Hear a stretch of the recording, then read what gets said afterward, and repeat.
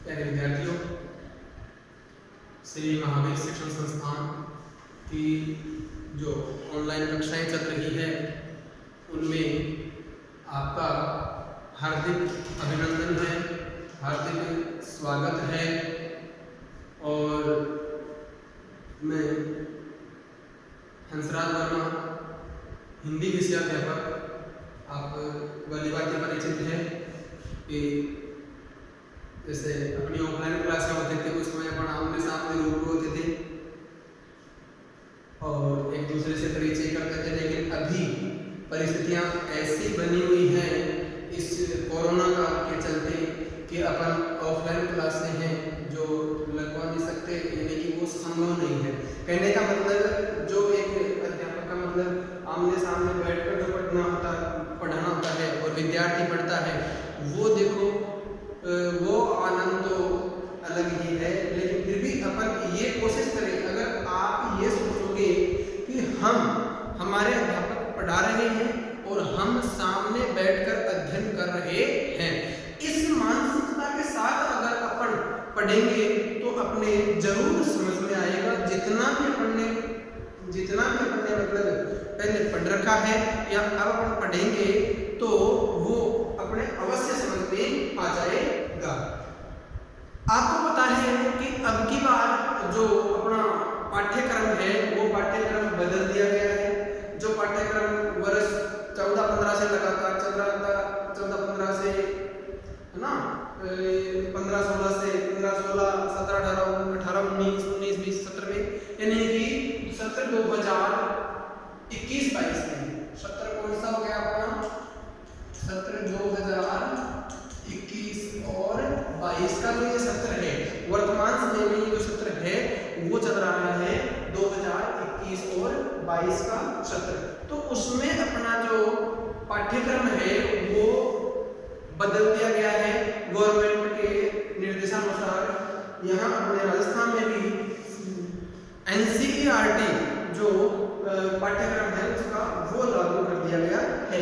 तो आपको ये एक तो घबराने की आवश्यकता नहीं है कि हमारे नया पाठ्यक्रम आ गया है ना, और किस प्रकार से कोरोना काल में चल रहा है और उसमें एग्जाम देखो अब की बार भी नहीं लगी, अब की बार विद्यार्थियों को मतलब प्रमोट ही किया गया है 10वीं को। तो प्रमोट करने से क्या है कि बच्चा परीक्षा देकर आगे बढ़ेगा तो उसमें एक आनंद वाली बात आएगी, आनंद उसमें अलग ही आएगा। तो विद्यार्थियों, इसके जो अपने जो बदले हुए जो मतलब पाठ हैं उन सभी पाठों का परिचय आपके पास में पहले ही वीडियो के माध्यम से पहुंच गया होगा, क्योंकि ये जो इससे पहले आपकी जो हमारे यहाँ हिंदी की जो अध्यापिका है डॉक्टर अनीता, उसने आपको जो पहला पाठ है वो भी कंप्लीट करवा दिया और सबसे पहले आपको सिलेबस के बारे में भी जानकारी दे दी। तो सिलेबस के बारे में जानकारी दे दिया, यानी पाठ्यक्रम पूरा आपके सामने रख दिया है। और वैसे भी आप मतलब बाजार में किताबें आई हैं या आप कहीं से अपनी किताबें मंगवा के और पूरा एक निर्धारित समय के साथ में, निर्धारित टाइम टेबल बना के, निर्धारित शेड्यूल के साथ में आप पढ़ाई करेंगे तो आपको एक अलग आनंद की प्राप्ति होगी और ज्ञान की प्राप्ति भी होगी। और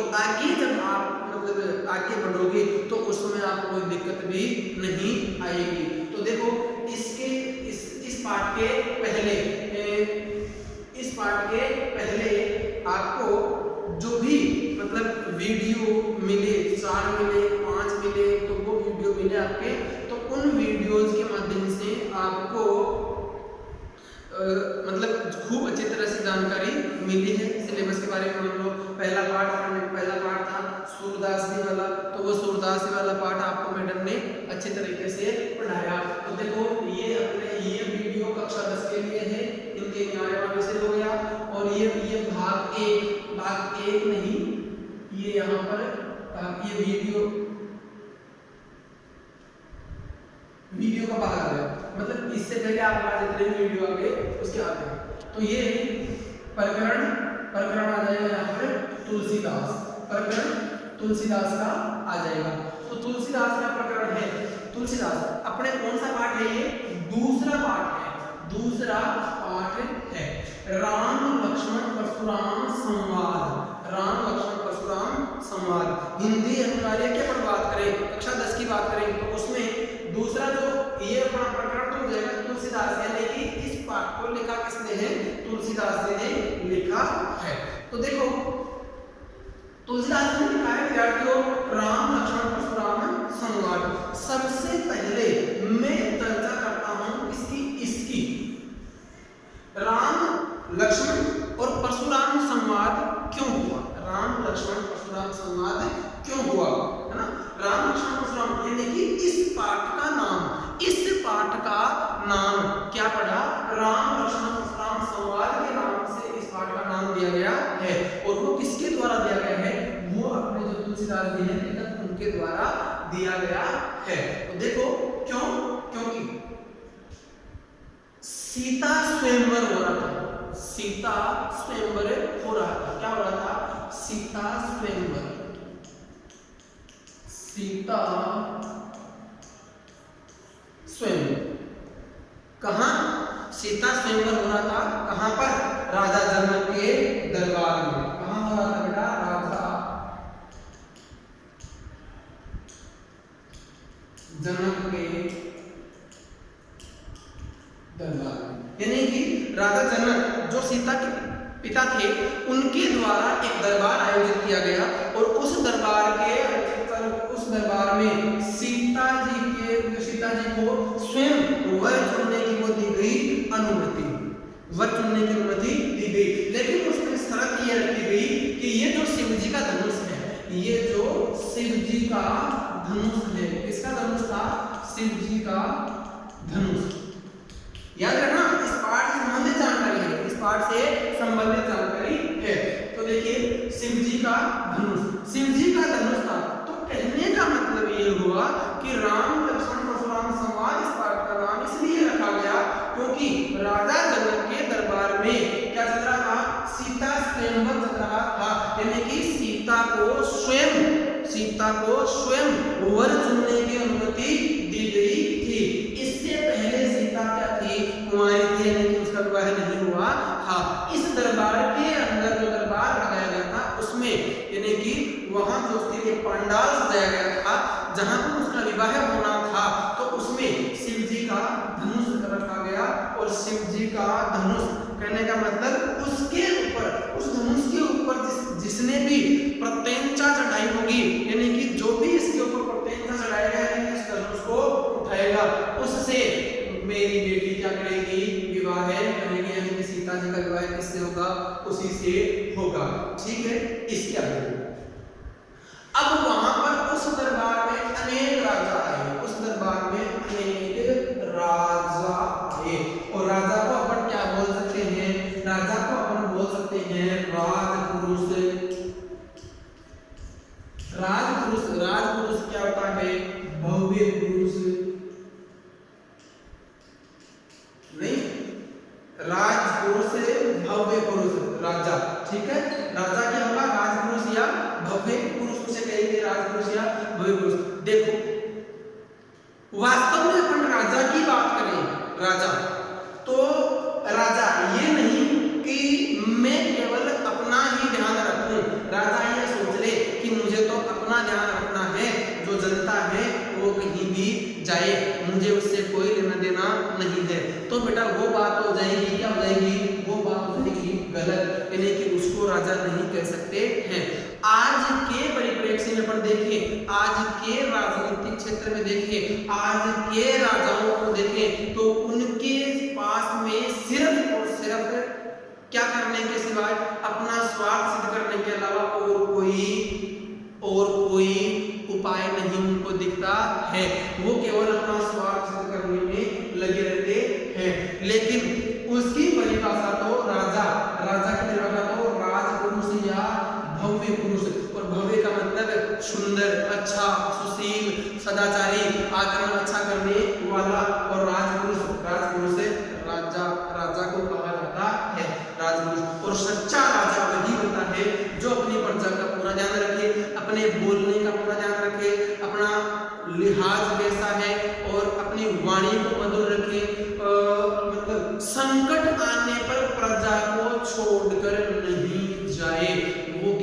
है वो होता है राजपुरुष या होता है भव्य पुरुष।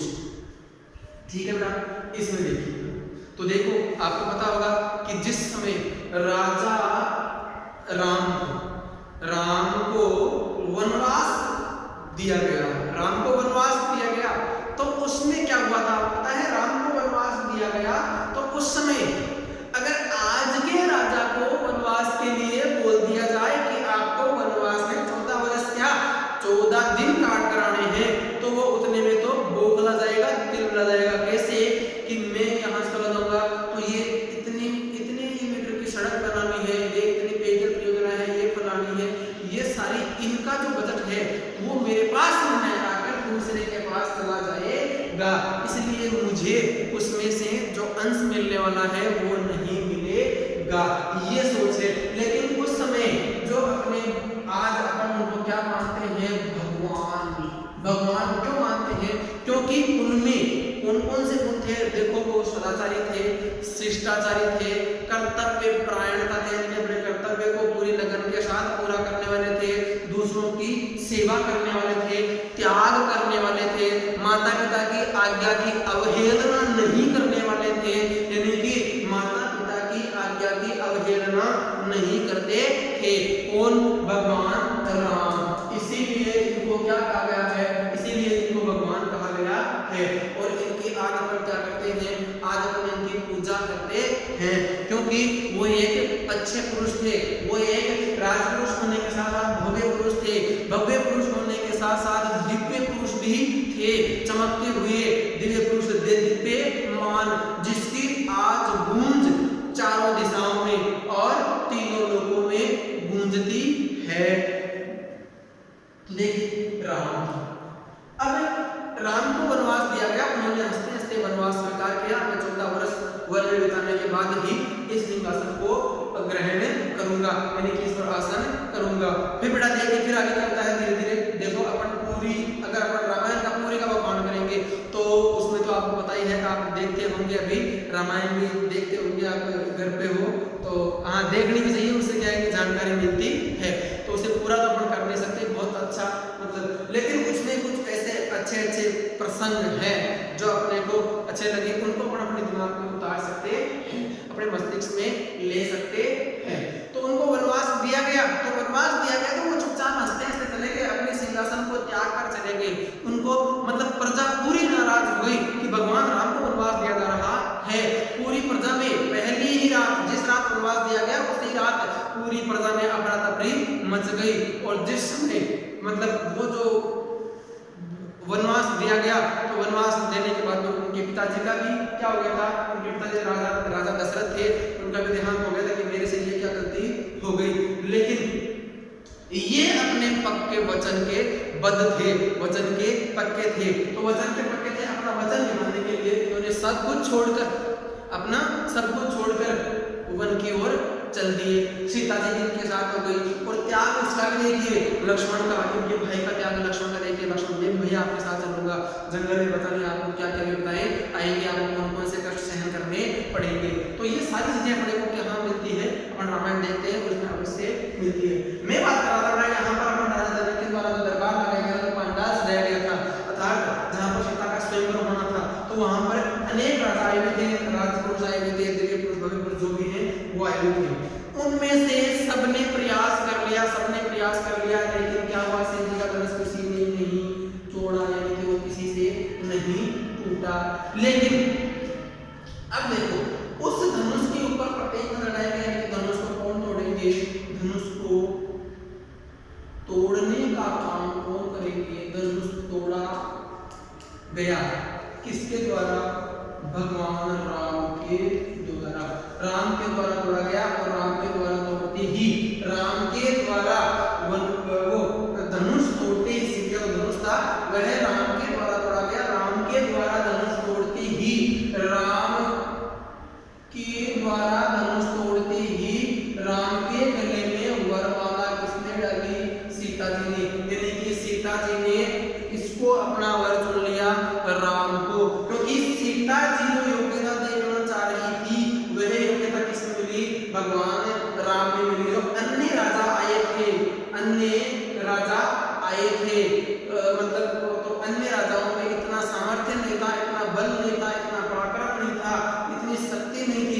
शिव जी के धनुष को तोड़ सके।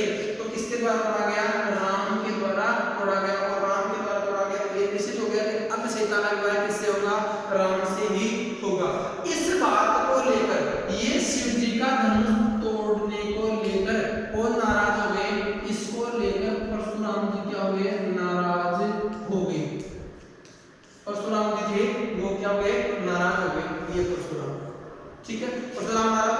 अब देखो ये राम लक्ष्मण, राम और लक्ष्मण थे वहां, राम और लक्ष्मण थे वहां, तो वहां पर इन दोनों का तो बात करना कुछ बनता ही है। समाज का मतलब क्या होता है? समाज का मतलब क्या होता है? समाज का मतलब होता है वार्तालाप। समाज का मतलब होता है वार्तालाप। समाज का मतलब क्या होता है? वार्तालाप, या हम कह सकते हैं बातचीत, या हम कह सकते हैं बातचीत। तो बेटा संवाद का मतलब क्या होता है? वार्तालाप होता है या बातचीत होता है। तो राम लक्ष्मण, राम और लक्ष्मण तो वहां थे ही, राम और लक्ष्मण तो वहां थे ही, उन दोनों की तो बातचीत हो रही थी। लेकिन जहां पर राम के द्वारा धनुष तोड़ा गया तो इसको, अब देखो ये परशुराम जी क्या हो गए? इस धनुष को तोड़ने के कारण क्या हो गए? मतलब नाराज हो गए। परशुराम जी नाराज हो गए।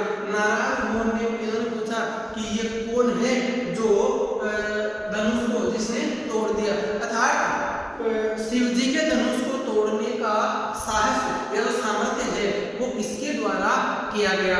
वो कौन है? तो वो बताया गया, मतलब राम। तो वो राम है, भगवान राम है। अर्थात तो ये क्रोध हो, इनको क्रोध आ गया। लेकिन इनको क्रोध आ गया तो बाद में राम और लक्ष्मण, अब इनके और राम लक्ष्मण और परशुराम के बीच में भी संवाद चला, यानी कि तीखे व्यंग्य हुए, तीखे व्यंग्य हुए, यानी कि एक दूसरे का मतलब कटाक्ष करते हुए इन्होंने तो अपनी बढ़ाई, इन्होंने तो अपनी बढ़ाई और लक्ष्मण ने अपनी बढ़ाई। तो लक्ष्मण जो बात कहे वो इनके चुभे और परशुराम जी जो बात कहे वो लक्ष्मण के चुभे। इस प्रकार से दोनों में जो बातचीत हुई उसका माध्यम क्या हो गया? वो बातचीत माध्यम हो गया व्यंग्य, यानी कि उनके एक दूसरे के व्यंग्य के माध्यम से बातचीत हो रही है।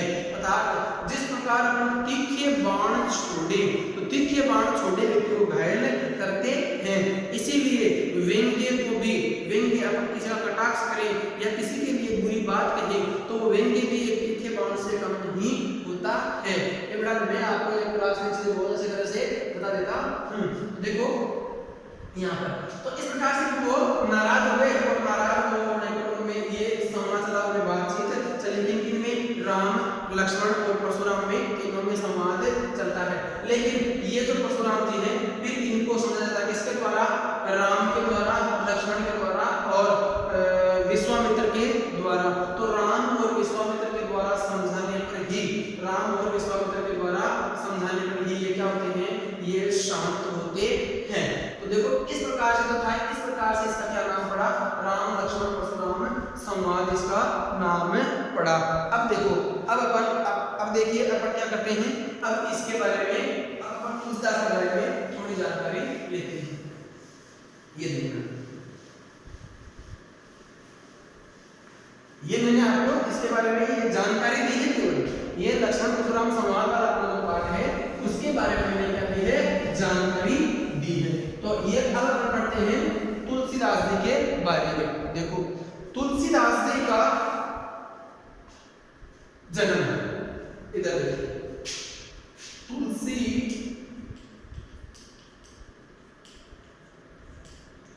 तुलसीदास जी इनका जन्म 1532,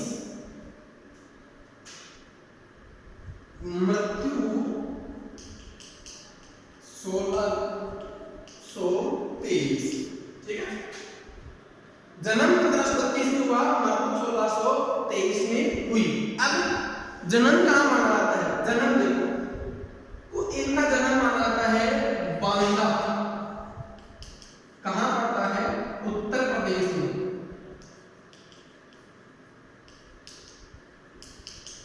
बांदा पड़ता है उत्तर प्रदेश में, बांदा उत्तर प्रदेश में पड़ता है। और कुछ इनका जन्म मानते हैं एटा।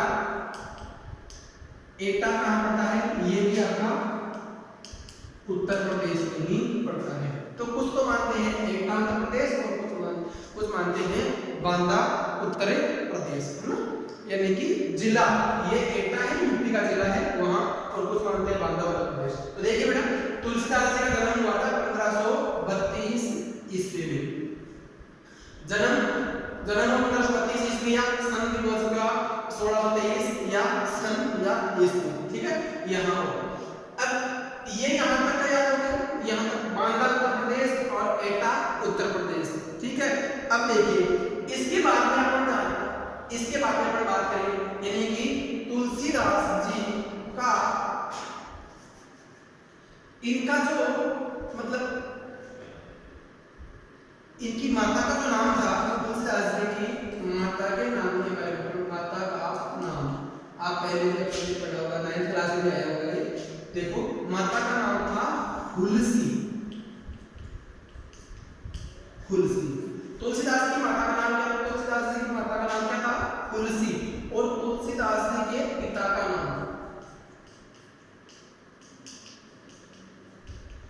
नाम था आत्माराम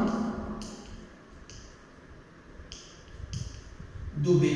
तुलसीदास जी की माता का नाम था हुलसी और पिता का नाम था आत्माराम दुबे।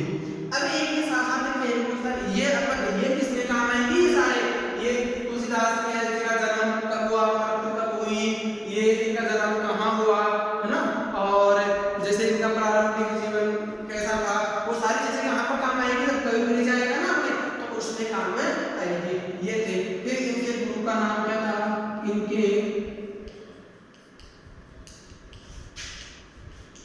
इनके गुरु का नाम था नरहरि दास। इनके गुरु का नाम था नरहरि दास।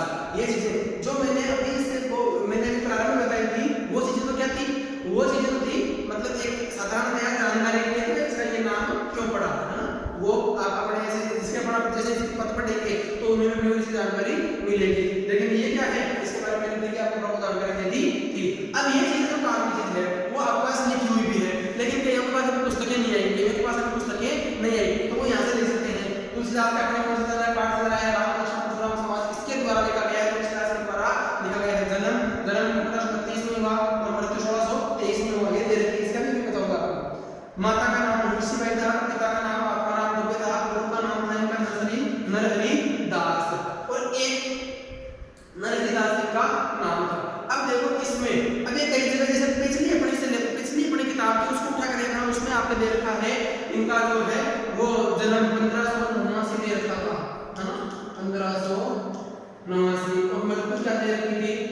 मृत्यु दे रखी थी 1680। लेकिन इसमें क्या दे रखा था? संवत दे रखी थी, है ना, इनमें क्या दे रखा था? संवत दे रखी थी। तो देखो इसमें से ये ईस्वी से अगर आपको क्या निकालना है? संवत निकालना है ईस्वी से, तो उसमें क्या करो? ईस्वी से संवत निकालना है, तो उसमें ईस्वी ये जैसे 1532 है, तो उसमें क्या कर दो? 57 प्लस कर दो, बराबर क्या हो जाएगा? देखो 7 और 2 9, 5 और 3 8, 15 के 15 आ गया ना, 1589 ये था। तो आपको ये कोई दिक्कत नहीं है, जैसे कईयों किताबों में आएगा, कईयों की किताबों में हो जाता है। ये यहाँ पर अगर ये आ रहा है 1532, ये तो सन हो गई, और इसका अपना वो संवत वाला ये आ जाएगा 1589। फिर इसके बाद में आता है 1623। अब देखो वही बात है, ईस्वी क्या थी? 1623। इनकी मृत्यु हुई थी प्लस 57 बराबर 7 और 3 10 की शून्य हासिल की 1 5 और 2 7 7 रे 8 8 ये 16 के 16 ये 1680 ये इसका संवत हो गया। तो देखो इनके जन्म के बारे में हमने पढ़ा, जन्म कहाँ हुआ था? बांदा उत्तर प्रदेश में हुआ था, और कुछ एटा उत्तर प्रदेश में भी मानते हैं। फिर बाद में हमने देखा इनकी माता का नाम क्या था? 1532 में जन्म हुआ, 1623 में इनकी मृत्यु हुई। माता का नाम था हुलसी, पिता का नाम था आत्माराम दुबे, और ये गुरु का नाम हो गया नरहरि दास। ये विशेष चीजें हैं जिनको आप करके अपनी नोटबुक में लिखना है। पहला जो पार्ट था अपना सूरदास वाला, वो मैडम ने पूरा करवा दिया था, उसका होमवर्क भी आपका कंप्लीट हो गया होगा, यानी कि उसका जो गृह कार्य है आपको वो भी करना है। प्रश्नोत्तर से मतलब उन्होंने अपनी जो हिंदी के अध्ययन का है उन्होंने पूरा कर दिया। और ये दूसरा पार्ट अपना पास है, इसके बारे में मैंने आज आपको साधारण जानकारी दी है, ठीक है। फिर बाद में है ये इसमें आ गया आपका 1532 से 57। अभी ये इसमें से इसमें निकालनी है, इसमें से इसमें निकालनी है आपको। ये क्या आ गई, ये विक्रम संवत है, इसमें से इसमें निकालनी है तो इसमें 57 बैठा दो, और इसमें से विक्रम संवत निकालनी है तो 57 जोड़ दो। इस जैसा तरीका है। अब इसके बाद में देखो ना, इसके बाद में अब इनका देखो ये है यहाँ पर मतलब जन्म का तो हो गया, जन्म का तो बांदा और एटा दोनों ही उत्तर प्रदेश, बांदा और एटा याद रखना दोनों ही किसमें है, उत्तर प्रदेश में। और इनकी मृत्यु कहाँ हुई थी, इनकी मृत्यु हुई थी काशी में। इनकी मृत्यु कहाँ हुई थी, काशी में हुई थी। इनकी मृत्यु काशी में, माना जाता है कि काशी में इनकी मृत्यु हो गई थी। ये यहाँ तक क्लियर है। अब देखो तुलसीदास जी का जन्म, हाँ इनका एक और आता है तुलसीदास जी का, जो तुलसीदास जी का मतलब वो क्या, तुलसीदास जी का विवाह जो हुआ था वो हुआ था किससे, रत्नावली से। रत्नावली से हुआ था। तुलसीदास जी की पत्नी का नाम क्या आ गया इसमें, इनके देखो स्वयं का नाम तुलसीदास जी आ गया, माता का नाम तुलसी आ गया ये यहाँ, और पिता का नाम है आत्माराम दुबे आ गया, और रत्नावली की पत्नी का नाम हो जाएगा, ठीक है, रत्नावली किसका नाम हो जाएगा, पत्नी का नाम। फिर तुलसीदास जी की पत्नी थी, गुरु का नाम रविदास हो गया, और फिर इसके गुरु का नाम रविदास हो गया। इनका देहांत कहाँ हुआ था, काशी में हुआ था। जन्म बांदा एटा उत्तर प्रदेश में हुआ था, और इधर आपकी ये दे रखी है सन 1532 में इनका जन्म हुआ, सन या ईस्वी 1532 में। इसमें अपन आपके विक्रम संवत में आ गए तो वो मैंने बता दिया कि 1532 में 57 जोड़ो 1589 आ जाएगा, संवत 1589। फिर इसके बाद में है 1623 सन के, इसमें भी वही 57 जोड़ेंगे, 1623 में 57 जोड़ेंगे 1680 आ जाएंगे। ये कोई आपकी दिक्कतें नहीं आएगी। अब देखो तुलसीदास के बारे में ये इतनी जानकारी लेने के बाद अपन क्या ले सकते हैं, तुलसीदास जी का जो प्रारंभिक जीवन है वह है कष्टों में ही उत्पन्न, कष्टों में ही बीता था, यानी कि इनका प्रारंभिक जीवन बहुत कष्ट में बीता था। क्योंकि इनको पता है ना, इनको जन्म होते ही इनको घर से मतलब बाहर नहीं लाया था, घर में रखना इनको शुभ नहीं माना गया। तो ये प्रारंभिक ये बुद्धि बनते हैं, उनके हिसाब से इनको घर में नहीं रखा गया था। तो क्यों नहीं रखा गया, क्योंकि ये अभुक्त मूल नक्षत्रों में पैदा हुए थे, ये ऐसी जानकारी मिलती है इनके बारे में। तो अभुक्त मूल नक्षत्रों में पैदा होने के कारण इनको घर में नहीं रखा गया, यानी कि अशुभ माना गया। मैंने सीधी सी बात ये समझ लो अपने, ये जिस समय पैदा होता है इनके जन्म काल के समय नक्षत्र उचित नहीं थे, इस कारण से इनको घर में नहीं रखा गया था। ये इतनी जानकारी थी बेटा। इसके बाद में देखो अपने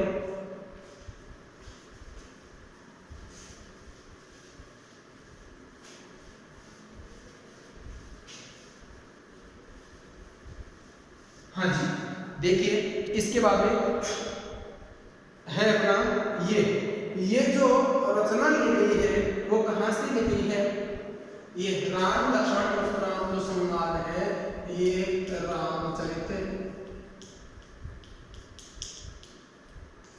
रामचरित मानस, ठीक है, रामचरित मानस से ली गई है। तो अब देखिए इसमें इनकी रचना है, एक तो रामचरित मानस होगी, और एक है इनकी आती है कवितावली आती है, दोहावली आती है, गीतावली आती है, विनय पत्रिका आती है। एक तो अजय दिन की रामचरित मानस, एक अजय दिन की ये आपकी गीतावली, एक दोहावली, कवितावली, कृष्ण गीतावली,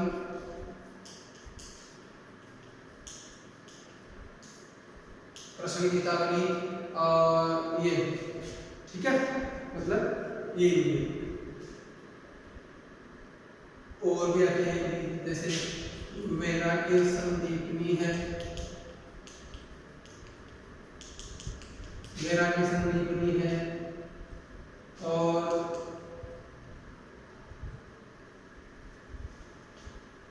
वैराग्य संदीपनी। तो ये गीता कवितावली हो गई, दोहावली हो गई, गीतावली हो गई, विनय पत्रिका हो गई, कविता कृष्ण गीतावली हो गई, वैराग्य संदीपनी हो गई, बर्वे रामायण हो गई, बर्वे रामायण हो गई।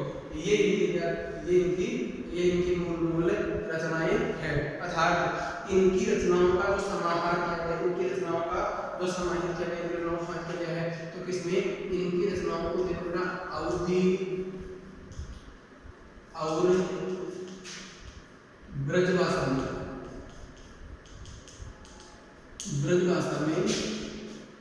मतलब अवधि और ब्रजभाषा में इनकी रचनाएं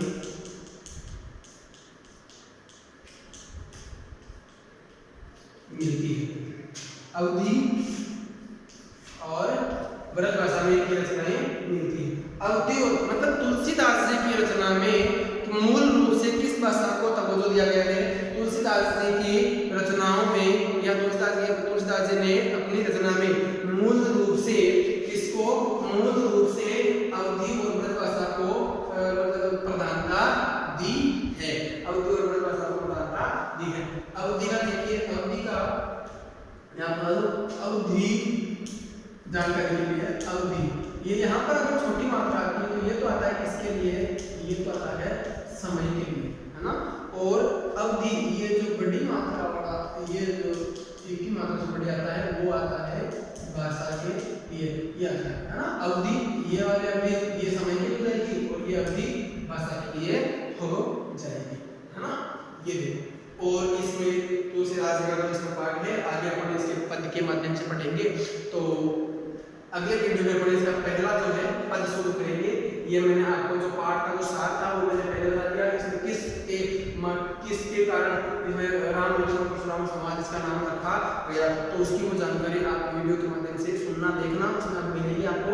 और फिर इसके बारे में तुलसीदास जी के बारे में ये सारी चीजें मैंने बताई थी कि इनका जन्म कहाँ हुआ, जन्म कब हुआ, है ना। जन्म के स्थान में दो हैं, और एक हुआ था बांदा में, एक हुआ था एटा में, और फिर बाद में इनका मृत्यु कब हुई, इनका देहांत कब हुआ, इन्होंने कौन कौन सी रचनाएं लिखी, किस भाषा को अपनी इन्होंने शैली में प्रधानता दी है। अवधि और ब्रजभाषा दोनों को प्रधानता मिलती है। फिर मैंने आपको बताया कि इनका जन्म हुआ तो यहाँ अपने सन में दे रखा है, तो वो विक्रम संवत में भी आ जाए, संवत में भी आ जाए तो भी कोई दिक्कत नहीं है। मैं बता दिया ईस्वी में 57 जोड़ो और संवत आ जाएगी। 57 विक्रम संवत से 57 बैठाओगे तो आपकी ईस्वी आ जाएगी। इस प्रकार से बेटा आपकी ये चीज है, अभी मैंने बताया तुलसीदास जी ने जानकारी दी अपने को, अपने जानकारी प्राप्त की है, वो सारी चीज क्या है? वो सारी चीज ये है कि ये अपने को कवि परिचय के अंतर्गत, यानी कि एक अपने प्रश्न आता है परीक्षा में, कवि परिचय लिखिए, तो उसमें क्या है? उसका पहले आ जाएगा जीवन परिचय, फिर साहित्य परिचय, फिर उसके लिए बता देता हूँ कवि परिचय में क्या आता है।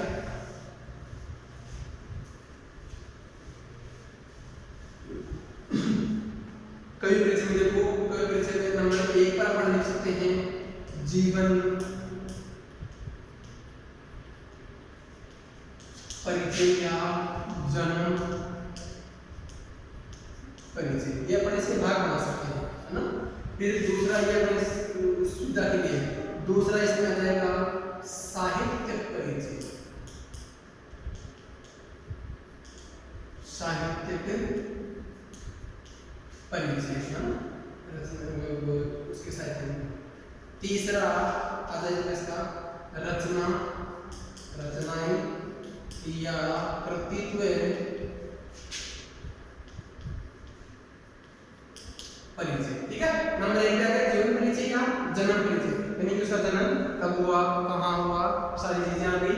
और फिर इसके बाद में साहित्य परिचय, कौन कौन सी रचनाएं रची, इसके बाद में रचनाओं का नाम मैंने बताया ही है, मतलब वो इसमें सारी चीजें रचना करवाएंगी, फिर इनकी मृत्यु हो जाएगी। तो इस प्रकार से ये क्या हो जाएगा? इस प्रकार से आपका परिचय पूरा हो जाएगा। तो बेटा ये दूसरा जो अपना पाठ था तुलसीदास, इसके बारे में हमने आज इस वीडियो के माध्यम से ये जानकारी प्राप्त की है। इस वीडियो को अच्छी तरह से देखना, और इसमें जितने भी आपको ये जो चीजें मैंने लिखवाई है, जो लिखने के लायक है, आपको लगे कि मैं लिख सकता हूँ, जिसके पास किताब नहीं हो वो इसमें से लिख सकता है आराम से, और उसमें कॉपी डाल के बढ़िया बढ़िया फर्स्ट क्लास अच्छे तरीके से इनको लिखना है, अंडरलाइन करके